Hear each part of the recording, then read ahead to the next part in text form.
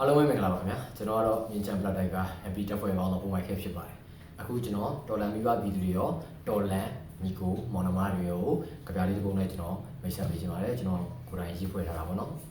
အဓိကဒီလိုပေါ့နော်တော်လန်ရေးအရွေးပြောင်းတစ်ခုမှာအခက်အခဲများစွာရှိပါတယ်ဒီအခက်အခဲကိုကျွန်တော်တို့အားလုံးအတူတူရင်ဆိုင်ပြီးတော့အန်တုပြီးတော့အာနာရှင်စနစ်ကိုအမြင့်ပြောင်းတိုက်ထုတ်မယ်ဆိုတဲ့အဆုံးထိရှောက်မဲ့ညီကိုတွေအတွက်ပါ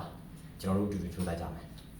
ကျွန်တော်တို့တော်လန်ရေးပေါ့နော်ကျွန်တော်တို့ကြပြရဲ့ခေါင်းစဉ်ကတော်လန်ရေးအမှိုက်သို့မဟုတ်အနာဂတ်တောက်ပချေဆိုပြီးတော့ပေးထားပါတယ်ကြပြစာပေကာယလေးတွေလွယ်သွားရင်လည်းတောင်းပန်ပါတယ်ကျွန်တော်ဒီပညာရှင်တယောက်မဟုတ်တဲ့အတွက်ပေါ့နော်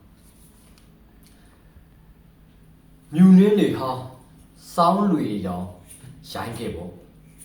အတိတ်ကိုမှန်းဆနေသလိုလိုအစိတ်ကိုတန်းတနေသလိုလိုအရိတ်တွေကပြန်မလာနိုင်တော့တဲ့ဒုမလိုပဲအာကယောက်ျားဆက်လျှောက်ထားလို့ကိုပြန်အားပေးနေရတယ်ဒီမှာလူငယ်အားမငယ်နဲ့ဟိုမှာပွဲဟဲ့ဟိုမှာပွဲဟဲ့စစ်ပွဲတွေလည်းပါတယ်ဇက်ပွဲတွေလည်းပါတယ်အွန်လိုင်းပွဲတွေလည်းပါတယ်အော်မေးလို့မပြီးနိုင်မစည်းနိုင်တဲ့နိုင်ငံရေးညှင်းခုန်ပွဲတွေလည်းပါတယ်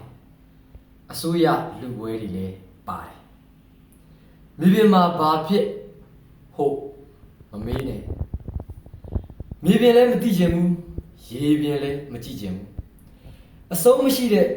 ဝေဟင်ဆိုရှယ်စစ်ပွဲကြီးကိုပဲအနိုင်ရချင်သူကများတယ်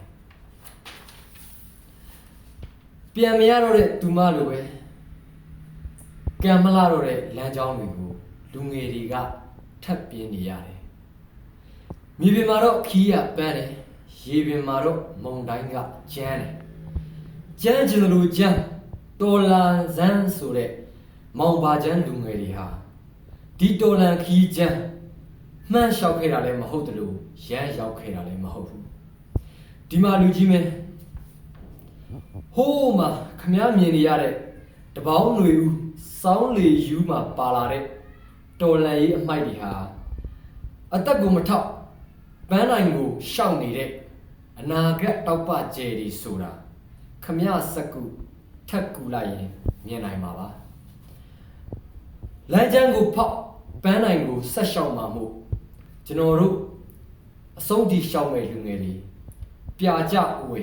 ပွဲပြီးမှပြင်မယ်ဘုံမိုက်ခဲ MBD